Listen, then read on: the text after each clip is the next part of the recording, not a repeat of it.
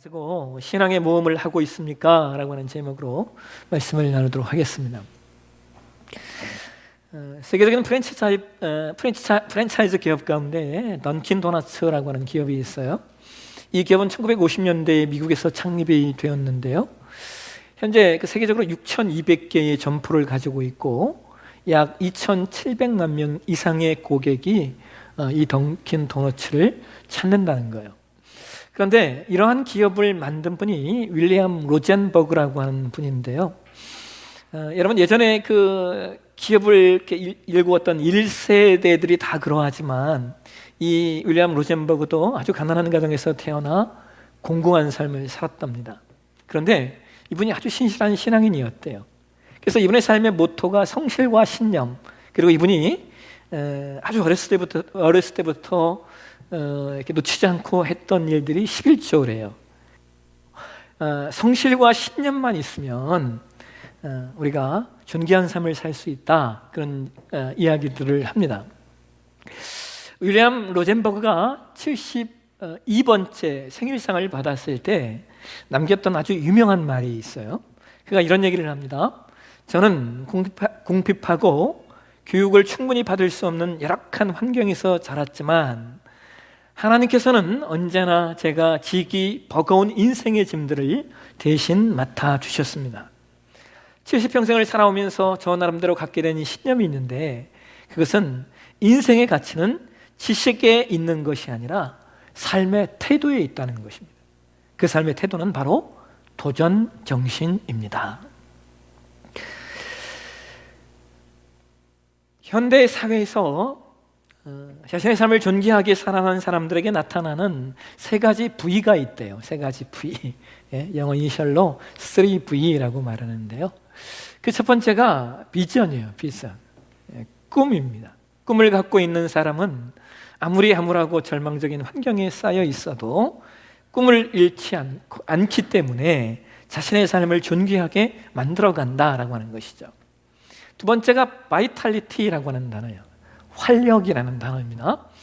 어떤 사람이 자신의 삶을 가치 있게 만들어가는가 보았더니 역동적인 힘을 가진 사람이더라는 거예요. 왜냐하면 생동력이 넘치는 사람은 삶을 보는 시각이 긍정적이고 준치적이기 때문이랍니다. 그리고 그 다음에 세 번째 단어가 벤처라고 하는 단어인데요, 모험이라는 단어입니다. 자신의 삶을 의미 있고 가치 있게 만들어갔던 사람들이 놓치지 않았던 중요한 단어가 바로 모험, 벤처라고 하는 단어라고 합니다. 여러분, 저는 오늘날의 한국교회와 성도들이 지금 붙잡아야 될 단어가 바로 모험이라고 생각을 해요. 왜냐하면 한국교회가 전에는 비전과 그 다음에 역동적인 긍정에 대한 이야기를 많이 해서 여기까지 왔는데, 어느덧 한국교회가 위기를 겪고 있기 때문이죠. 한국교회에 대한 통계조사를 보면 20세기와는 상상할 수 없을 정도로 한국교회가 수축되고 있어요. 그래서 21세기에 한국교회와 성도들이 붙잡아야 될 단어가 바로 저는 벤처, 모험이라는 단어라고 생각을 합니다. 실제로 여러분, 성경을 우리가 잘 살펴보시면요, 신앙의 사람들은 다 모험 정신, 그리고 모험 신앙을 가지고 이 땅을 살았다라고 하는 것을 보게 돼요. 노아를 보세요. 그는 비가 올 기미가 보이지 않는 화창한 시절에 홍수를 대비하여 배를 만듭니다. 그런데 여러분, 노아가 배를 만들었던 장소가 어디예요? 산꼭대기입니다. 아니, 배를 만들더라도 그 만드는 자리가 적어도 바닷가나 호수가 되어야 배를 진수할 수 있을 텐데, 그런 하나님의 말씀에 순종하여 산꼭대기에서 배를 만들었다는 거예요. 이것은 인간적으로 보면 상상할 수 없는 모험입니다. 또한 아브라함은 그 당시에 부족 공동체가 자신의 가족과 생명과 안전을 보장하는 시대였음에도 불구하고 그런 말씀에 순종하여 자신의 고향을 떠납니다. 이것 또한 인간적으로 보면요, 상상할 수 없는 모험인 거예요. 그뿐만 아니라 아들을 제물로 바치라는 하나님의 말씀에 순종한다? 이건요, 인간적으로 보면 절대로 할 수 없는 일생일대의 모험을 하고 있는 겁니다. 여러분, 성경에서 모험 정신, 모험 신앙에 대한 이해를 들려면 부지기수예요. 신약시대의 성도들도 마찬가지죠. 유대교가 지배하고 있던 그 시대와 문화 속에서 그들이 예수 그리스도를 따르고 기독교 신앙을 형성한다라고 하는 것은 엄청난 모험이죠. 왜냐하면 그들은 신정일치의 국가, 즉 정치와 일치가 신앙이 일치된 국가에서 사는 사람들이었기 때문입니다. 그러니까 지금으로 말하면요, 이슬람 국가에서 기독교를 믿는 것과 똑같은 거예요. 힌두교 국가에서 예수 믿는 것과 똑같은 거고, 저 북한에서 예수 신앙을 버리지 않는 것과 똑같은 거예요. 그러니 그들이 얼마나 어렵겠습니까? 그들은 정말 목숨을 걸고 신앙하는 거죠. 상상할 수 없는 신앙의 모험을 하고 있다는 거예요. 오늘 저와 여러분이 봉독한 말씀에도 모험 신앙을 추구했던 한 인물이 등장을 해요. 그 사람은 바로 빌립 집사입니다. 사도행전 6장 5절을 보면요, 성경이 이런 얘기를 해요. 보실까요? 사도행전 6장 5절 말씀. 같이 한번 읽겠습니다. 온 무리가 이 말을 기뻐하여 믿음과 성령이 충만한 사람 스데반과 또 빌립과 브로그로와 니가노르와 디몬과 바메나와 유력에 입교했던 안디옥 사람 니골라를 택하여. 여러분, 이게 무슨 말씀이에요? 초대교회가 7 집사를 선택하는 말씀이 있어요. 그 중에 하나가 빌립이었던 거예요. 여러분, 빌립이라는 이름의 뜻은요, 용사라는 뜻입니다. 그런데 그는 정말요, 자기 이름같이 존귀한 삶을 살아냈던 사람이에요. 오늘 보면 사도행전 8장 4절과 5절을 보면 성경이 이런 얘기를 하고 있어요. 보실까요? 같이 읽겠습니다. 그 흩어진 사람들이 두루다니며 복음의 말씀을 전할세 빌립이 사마리아 성에 내려가 그리스도를 백성에게 전파하니. 자, 여러분, 빌립 집사가 어디에 가서 복음을 전했대요? 사마리아에 갔대요. 근데 여러분, 그 당시에 이 사마리아 지역이 어떤 지역인 줄 아십니까?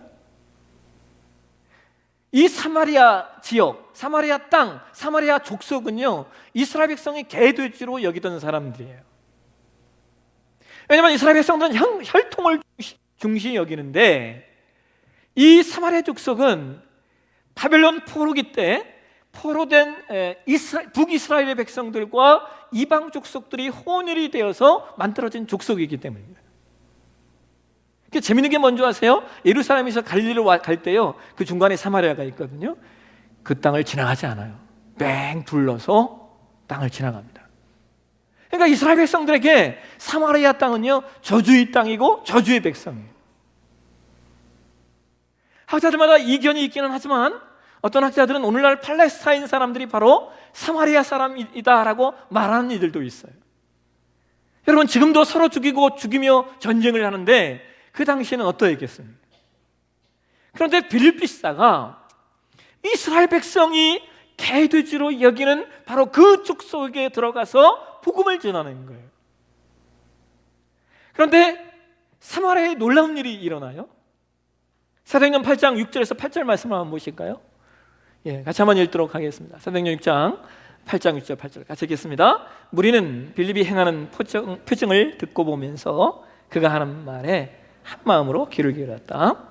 그것은 귀신 들린 많은 사람에게서 악한 귀신들이 큰 소리를 지르면서 나갔고 많은 중풍병 환자와 제장애인이 고침을 받았기 때문이다. 그래서 그 성에는 큰 기쁨이 넘쳤다.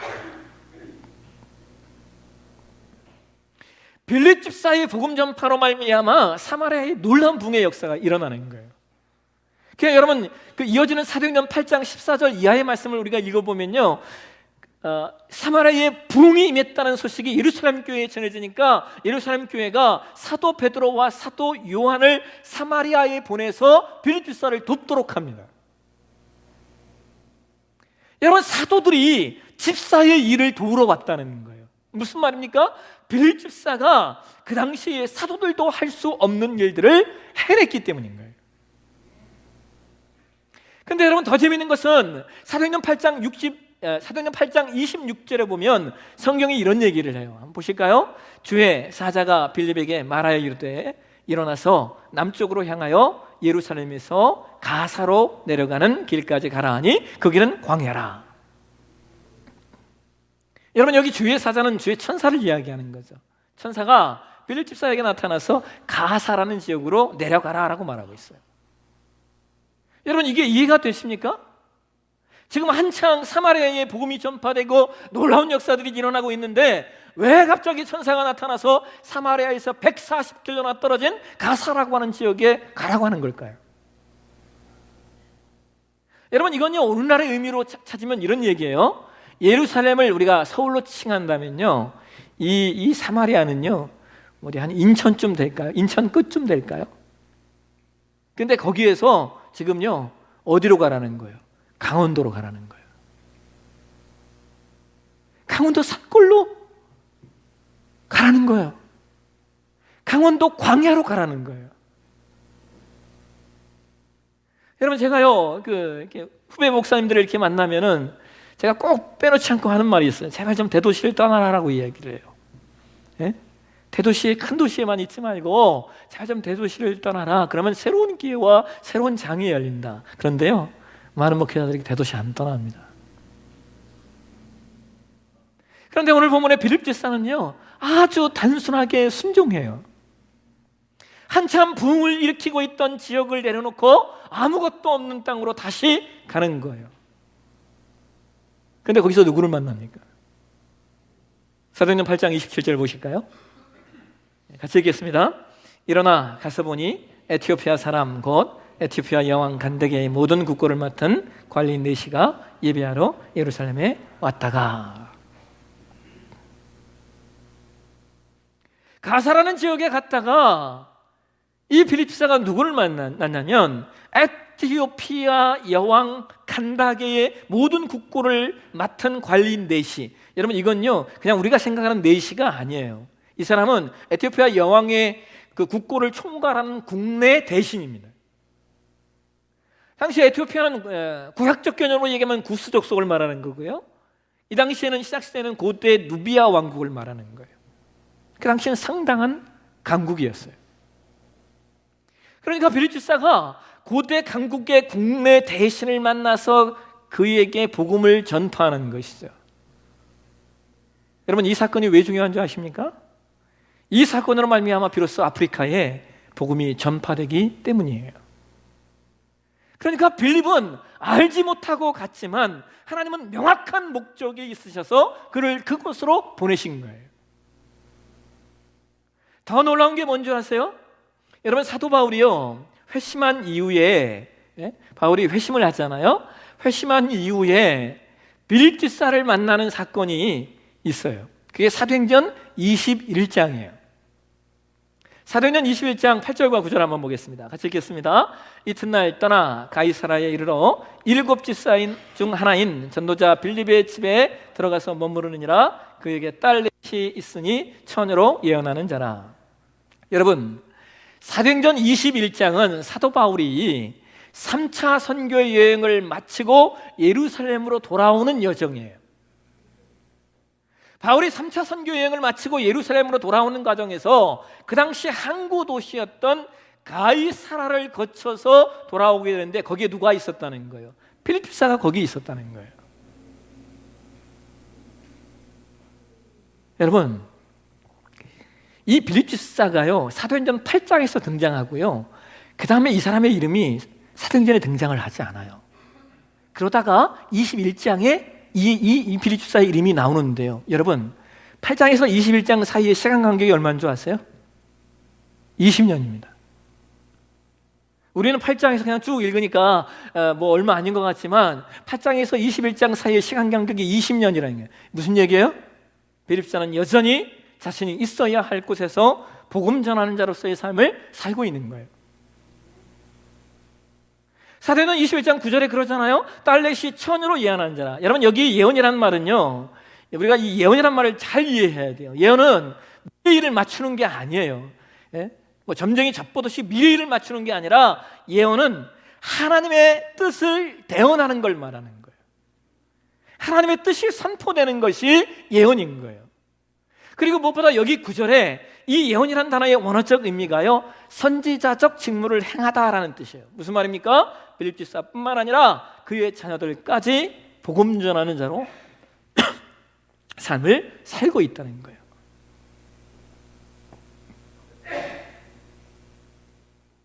여러분, 빌립 집사는 사도가 아닙니다. 그는 예루살렘 교회에 안수받은 집사로 부름을 받은 사람이지만, 그러나 그럼에도 불구하고 그는 복음을 전하는 자로 이 땅을 사는 거예요. 누구처럼 말이에요? 사도처럼. 여러분, 저는 이것을요, 빌립 집사의 열정이라고 말하고 싶어요. 그런 집사로서 자신이 먹고 살기 위한 일도 했겠죠. 그런데 그 일만 한 것이 아니라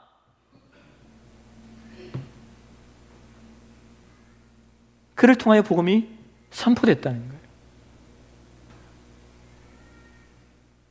여러분, 세상은요, 지식으로 바꾸는 게 아니에요. 물론 지식이 필요해요. 지식이 없으면 안 돼요. 그런데 지식만 가지고는 안 됩니다. 지식과 더불어서 열정이 있어야 돼요. 우리가 16세기의 종교개혁을 이야기하잖아요. 여러분, 16세기의 종교개혁은 역사를 바꾼 사건이에요. 그런데 그 당시에 중세교회의 문제점을 루터나 칼빈보다 더욱 정확히 알고 있었던 사람이 있어요. 이 사람이 얼마나 똑똑한 사람이었던지요, 오늘날 사람들이 그를요, 인문주의의 아버지라고 말해요. 누굽니까? 에라스무스예요. 그는 그 당시에 중세교회의 문제점을 가장 잘 알고 있었던 사람이지만, 여러분, 그에게서요, 종교개혁이 일어나지 않습니다. 그의 후대인 루터에 의해, 그리고 그의 후대인 칼빈에 의해 종교개혁이 완성돼요. 에라스무스에게는 이성이 있었어요. 그러나 루터와 칼빈에게는 이성과 더불어 열정이 있었던 거예요. 그 뜨거운 열정이 역사를 바꾸는 종교개혁을 완성하는 거예요. 여러분, 사도 베드로는 참 문제가 많은 사람이었습니다. 시행착오도 많았고요, 사사건건 천방지축으로 나서는 바람에 예수님께 혼난 적도 많아요. 그런데도 예수님이 그를 사랑하셨고 그를 수제자로 삼으셨던 것은 그가 열정의 사람이었기 때문이에요. 뜨거움이 있는 사람이었기에 예수님이 그를 인정하고 사랑하셨던 거예요. 제가 지금도 잊을 수 없는 이야기가 하나 있어요. 저희 선생님이 이제 이종전 목사님이신데, 이제 이분은 오랫동안 신학대학원에서 강의를 하셨기 때문에 제자들이 참 많아요. 그리고 뭐 그냥 신학 박사들이 그냥 수두룩해요. 오늘 제가 목사님과 대화를 하다가 제가 왜 그랬는지 모르겠지만 아마 제가 마음이 좀 작아져서 이런 얘기를 했던 것 같아요. 목사님, 제가 목사님 그렇게 얘기했어요. 목사님, 저는 목사님 제자라고 말하기 어려울 것 같아요. 저는 너무 부족해요. 그때 목사님 저한테 이렇게 얘기하셨어요. 한 목사에게는 열정이 있잖아.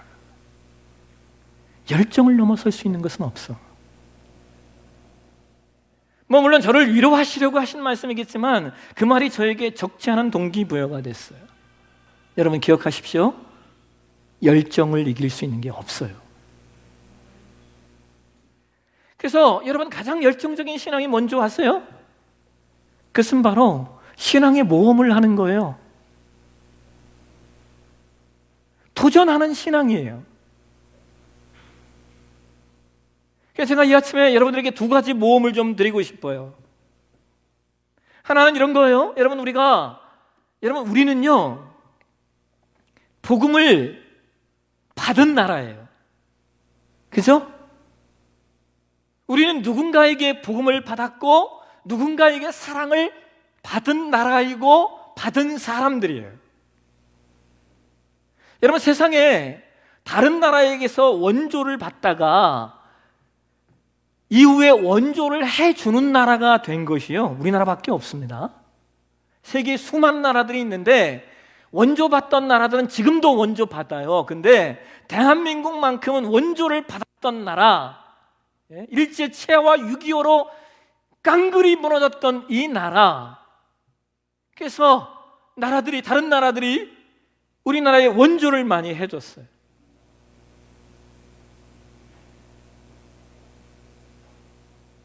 근데요, 이제 대한민국은 다른 나라의 원조를 하는 나라가 되었어요. 특별히 우리나라는요, 선교사들과 그 다음에 해외의 교회들에게 엄청난 빚을 지고 있어요. 선교사 혼자 선교한 것이 아니라 다른 나라의 성도들이 우리를 위하여 헌금을 했고, 다른 나라의 성도들이 우리를 위하여 헌신했기 때문에 오늘의 우리가 있는 거예요. 제가 이번에 미얀마 선교를 좀 준비하면서 하나님께 제가 기도하는데 하나님이 저한테 주셨던 마음이 하나 있어요. 그 땅의 백성을 위로하라는 거예요. 여러분 잘 아시잖아요. 지금 다시 군부 독재가 다시 나라를 부여잡고 있어서 가능하면 외국인이 그 나라에 들어오는 것들을 막고, 또 그러다 보니까 물가가요 얼마나 많이 올랐는지 몰라요. 그 땅의 백성들이 참 어려운 시간들을 보내고 있어요.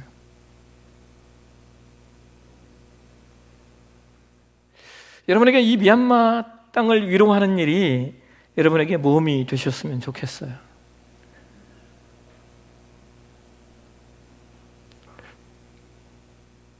어떤 분이 저한테 그러셨어요. 왜 목사님 그 힘든 미얀마를 왜 갑니까? 그러셨어요. 좀 편하게 갔다 올 수 있는 나라, 우리가 돌 수 있는 나라들 많이 있는데 왜 그 힘든 미얀마를, 목사님 지난번에 갔다 오실 때 한 달 동안 설사했잖아요. 갔다 와서 얘기를 나차 하시더라고요. 제가 지난번 미얀마 갔다 와서 한 달 동안 설사했어요.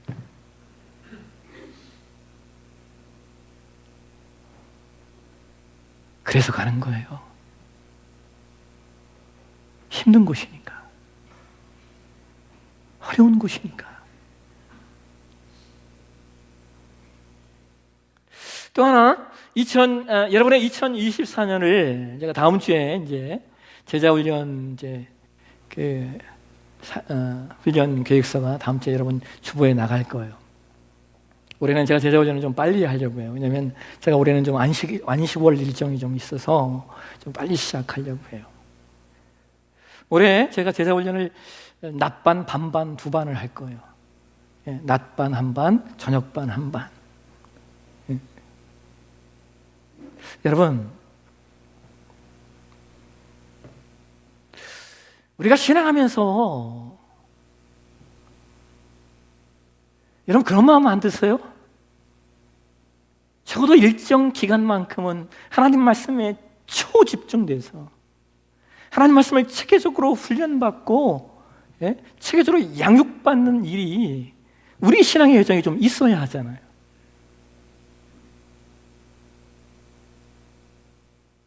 제가 제자훈련을 하라고 하면요, 많은 분들이 나중에 할게요. 그래, 나중에. 여러분, 나중이란 단어는 없어요. 나중이란 단어가 어디 있습니까? 나중이란 단어 있으세요? 나중이란 단어는 없어요. 더 이상 미루지 말고 2024년 한 해 여러분 체계적으로 신앙을 공부하고 훈련해서 저와 여러분이 하나님께 좀 쓰임받는 시간들 되셨으면 좋겠어요. 아멘이십니까? 지난주에 읽었던 글 가운데요, 참 마음에 묵직하게 남아있는 글이 하나 있어요. 2차 세계대전 당시에 노르웨이에서 있었던 일이래요. 어느 가정에 신방을 갔던 목사님이요, 독일군의 그 폭격 때문에 사택으로 돌아가지 못했대. 집으로 돌아가지 못했대요. 당시 노르웨이는 중립국이었는데도 이 독일이요, 노르웨이를 공격을 했답니다. 이 목사님의 성도 가정에 머물면서 두려움과 불안 속에서 뜬 눈으로 밤을 지새웠대요. 아침이 되었는데 초등학교에 다니는 그 집의 딸 아이가 기지개를 펴면서 잘 잤다 그러고 나오더라는 거예요. 그 목사님 물었답니다. 얘야, 너는 비행기의 폭격이 두렵지도 않니? 그러자 이 아이가 이렇게 대답했대요. 하나님이 안 주무시는데 까지 안 잘 필요가 있나요? 하나님이 안 주무시는데 저까지 안 잘 필요가 있나요? 여러분, 이 아이는 시편 121편 4절에 이스라엘을 지키시는 이는 졸지도 아니하시고 주무시도 아니하시려다 라는 말씀을 배웠고, 그리고 그 말씀대로 적용을 하고 있는 거예요.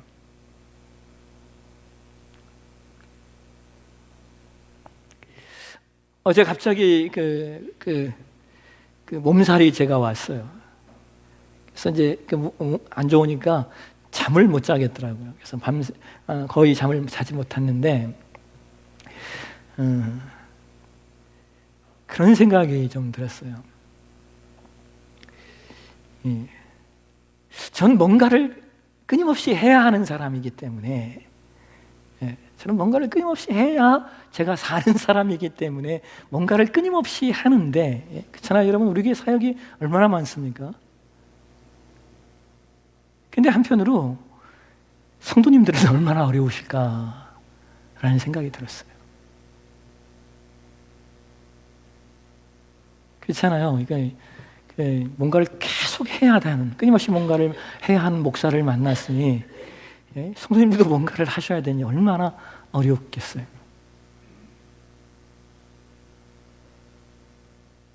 자꾸 목사가요 이런 것 저런 것 하자고 하면요 성도님들이 부담이 생겨요. 또 어떤 경우에는 두려움도 생기시죠. 근데 여러분 기억하십시오.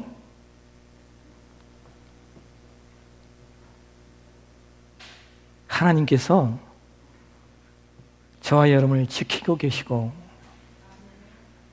하나님께서 저와 여러분을 인도하고 계시니 두려움 없이 신앙의 모험을 감행해 가는 저와 여러분 되시길 주의 이름으로 축원합니다.